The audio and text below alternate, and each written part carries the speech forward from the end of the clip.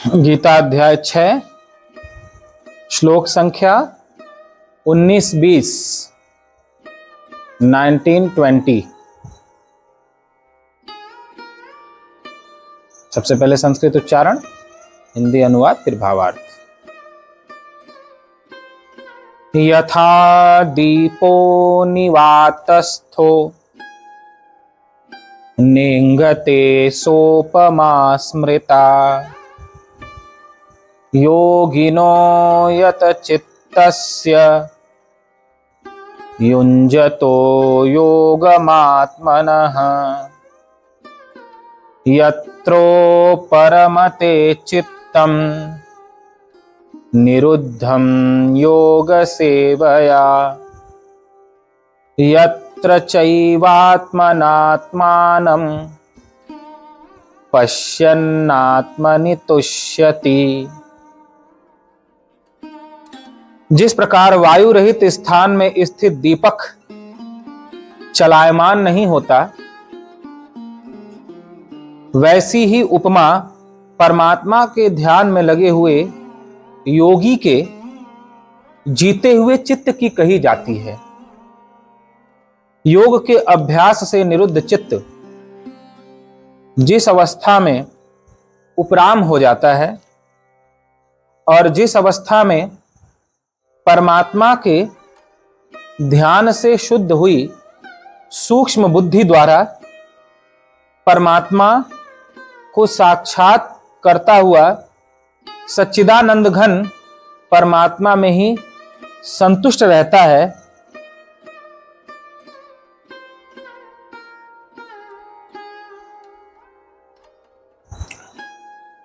भगवान ध्यान मग्न योगी के चित्त की स्थिति बता रहे हैं। ध्यान मग्न योगी का चित्त कैसा होता है?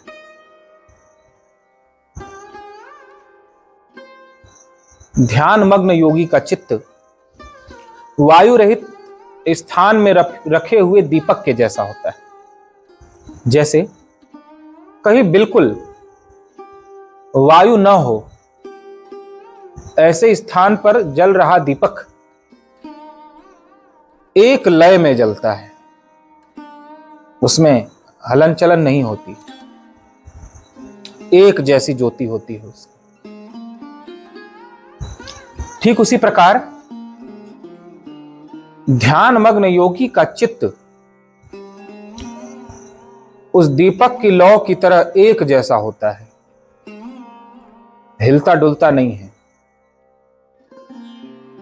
अभी हमारा मन चलायमान रहता है, कभी कुछ सोचता है, कभी कुछ विचारता है, कभी कहीं दौड़ता है, कभी कुछ पाने की कामना करता है, कभी कुछ खोने से डरता है।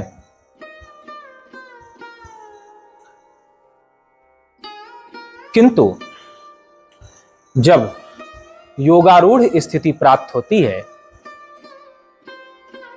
यानी ध्यान की सिद्धि हो जाती है,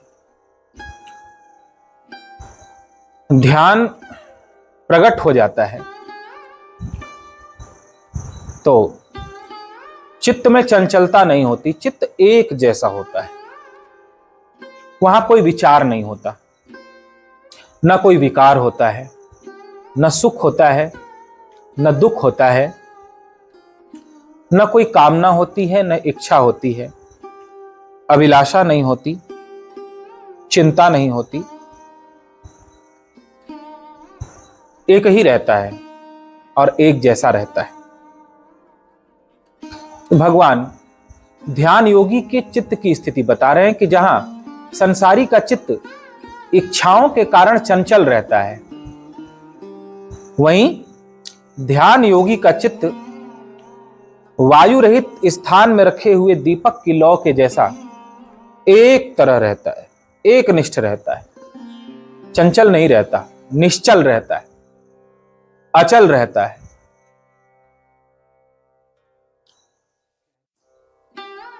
योग के अभ्यास से निरुद्ध चित्त, इसका निरंतर अभ्यास करना होगा। बार बार चित्त चंचल होगा, मन इधर उधर जाएगा, लेकिन आप अपने मन को बार बार वहां से मोड़कर अपने स्वरूप के ध्यान में लगाओगे, स्वयं में ठहराओगे, मन के साथ नहीं बहोगे, विचारों के साथ नहीं बहोगे, बल्कि अपने आप में रहोगे, विचारों से अलग, मन से अलग, शरीर की हर क्रिया से अलग। या मन इधर उधर चंचल हो रहा हो तो उसको सबोर से हटाकर एकमात्र परमात्मा के स्मरण में, चिंतन में, ध्यान में लगाओगे तो ऐसा नित्य अभ्यास करते करते करते बार बार मन इधर उधर भटके, फिर उसको कभी भगवान के स्वरूप के ध्यान में, कभी मनी मन भगवान की सेवा करते हुए, कभी भगवान के किसी लीला का चिंतन करते हुए, कभी मन ही मन भगवान से अपने हृदय का भाव कहते हुए, कभी जप करते हुए, जब उसमें एकनिष्ठ होकर अपने मन को लगाओगे, ऐसा निरंतर अभ्यास करते करते करते करते करते करते करते करते एक दिन चित्त संसार से उपराम हो जाएगा, भोगों से उपराम हो जाएगा। संसार और भोगों से उपराम होने का तात्पर्य जैसे जैसे मन चंचल से निश्चल होता जाएगा, जैसे जैसे अब संसार से धीरे धीरे मुड़कर ध्यान में लगता जाएगा, डूबता जाएगा, वैसे वैसे संसार और संसार के भोगों से हटता जाएगा। अब वहां नहीं लगेगा मन। और जिस अवस्था में परमात्मा के ध्यान से शुद्ध हुई सूक्ष्म बुद्धि द्वारा परमात्मा को साक्षात करता हुआ सच्चिदानंद परमात्मा में ही संतुष्ट रहता है, और इस प्रकार निरंतर परमात्मा का ध्यान करने से बुद्धि शुद्ध होगी, यानी समझ विकसित होगी। सूक्ष्म बुद्धि, यहां शब्द का प्रयोग किया, शुद्ध हुई सूक्ष्म बुद्धि द्वारा परमात्मा को साक्षात करता है। यानी परमात्मा का साक्षात्कार कैसे होता है? शुद्ध हुई बुद्धि, जो कि सूक्ष्म बुद्धि है, उसके द्वारा परमात्मा का साक्षात्कार होता है। तो बुद्धि शुद्ध कैसे होती है? भगवान कहते हैं ध्यान से। धीरे धीरे विषयों से मन को हटाकर ध्यान में लगाने से बुद्धि शुद्ध होती है। जब बुद्धि शुद्ध होती है तो उसकी समझ विकसित होती है। फिर समझ विकसित होती है तो वह परमात्म तत्व को जान पाता है, धारण कर पाता है, ग्रहण कर पाता है। और एक बार परमात्म तत्व को प्राप्त कर ले तो वह सदा उसी में संतुष्ट और तृप्त रहता है, फिर उसे किसी अन्य विषय की कामना नहीं रहती। तो आज के श्लोक में भगवान कृष्ण ने हमें मुख्य रूप से यह बताया कि ध्यान, जिसका पूरी तरह ध्यान लगा हुआ है, उसका मन कैसा होता है, कैसे, क्या पहचान है उसकी, ध्यान मग्न चित्त की। तो वह चित्त वैसे ही एक जैसा रहता है, वहां कोई विचार नहीं होता, कोई चंचलता नहीं होती, जैसे वायु रहित स्थान में रखा हुआ दीपक हो। और यह स्थिति ध्यान में तब प्राप्त होती है जब कोई निरंतर योग का अभ्यास करता है, बार बार मन जाए, फिर बार बार लाकर उसे परमात्मा में या अपने स्वरूप के ध्यान में लगाता है। तो धीरे धीरे अभ्यास करते करते यह स्थिति प्राप्त हो जाती है। फिर वह शुद्ध बुद्धि के द्वारा परमात्मा का साक्षात्कार करता है, और ब्रह्म तत्व का, परमात्मा तत्व का साक्षात्कार होने पर वह पूर्ण संतुष्ट और तृप्त होता है। हमारा मन चंचल क्यों है? हमारा मन एक जगह स्थिर क्यों नहीं रहता, या हमारा मन ध्यान मग्न क्यों नहीं हो पाता? जिस चित्त की स्थिति की बात भगवान कर रहे हैं कि वायु रहित स्थान में रखे हुए दीपक के जैसा उसका चित्त होता है, वह चित्त हमारा क्यों नहीं हो पाता? 2 मिनट के लिए भी हमारा मन एक जैसा क्यों नहीं बन पाता? सभी शिकायत करते हैं कि हमारा मन बहुत इधर उधर भटकता है, ध्यान करने बैठते हैं, जप करने बैठते हैं, लेकिन निश्चल नहीं हो पाता, मन चलायमान ही रहता है। आप अभ्यास जिसका अधिक करोगे वही विचारों में रहेगा। आप सुबह से शाम तक किसका अभ्यास ज्यादा करते हो? आप जिसका अभ्यास ज्यादा करते हो, जो कार्य ज्यादा करते हो, जिन बातों में मन को ज्यादा लगाकर रखते हो, उनका ज्यादा अभ्यास किया है तो वो चीजें ही मन पर हावी रहेंगी। अतः आप जब 10-15 मिनट के लिए ध्यान में बैठोगे तो जो आपने 24 घंटे किया है वही तो हावी रहेगा। जिसका ज्यादा अभ्यास किया है वो हावी रहेगा। और ये अभ्यास एक दिन में नहीं, कई जन्मों से करते आए हो। जगत का अभ्यास कई जन्मों से करते आए हो, परमात्मा का अभ्यास तो कभी कभी करते हो और थोड़े समय के लिए करते हो। तो ज्यादा समय तक और ज्यादा समय से जिसका अभ्यास किया गया है वही तो मन में हावी रहेगा। आप परमात्मा का अभ्यास बढ़ाओगे, जिसकी बात भगवान आज कर रहे हैं, योगाभ्यास के द्वारा, जिसने मन को शुद्ध कर लिया है। तो जब आप योग का अभ्यास बढ़ाओगे, बार बार मन को हटाकर ध्यान में अधिक लगाओगे, जप में लगाओगे, फिर चला चंचल हो जाए फिर उसको ध्यान में लगाया, जप में लगाया, फिर भटक जाए फिर लगाया, ऐसे बार बार लगाओगे, तब यह एक दिन निश्चल हो जाएगा। अभ्यास इसका बढ़ेगा तो फिर संसार से हटकर यह एक दिन परमात्मा में लग जाएगा, अभ्यास करते करते। और हमारे जीवन में समस्या इसलिए होती है क्योंकि हम तुलना करना नहीं छोड़ते। तुलना, हर चीज से अपनी तुलना करते। हम जो हैं उसमें संतुष्ट नहीं रहते, बल्कि तुलना करते हैं। जैसे अगर आपका मकान खड़ा हो, आप अभी उसमें बड़े प्रसन्न रह रहे हो, संतुष्ट हो, आनंदित हो अपने परिवार के साथ, मकान में प्रसन्न हो, संतुष्ट हो। लेकिन अगर बगल में किसी दूसरे का मकान खड़ा हो गया जो आपके मकान से सुंदर है, तो आप परेशान हो जाते हो। क्यों? अब तक तो कोई परेशानी नहीं थी जब तक बगल वाले का नहीं बना था। परेशानी क्यों हो गई? क्योंकि अब बगल वाले का हमसे सुंदर बन गया, तो तुलना होने लगी।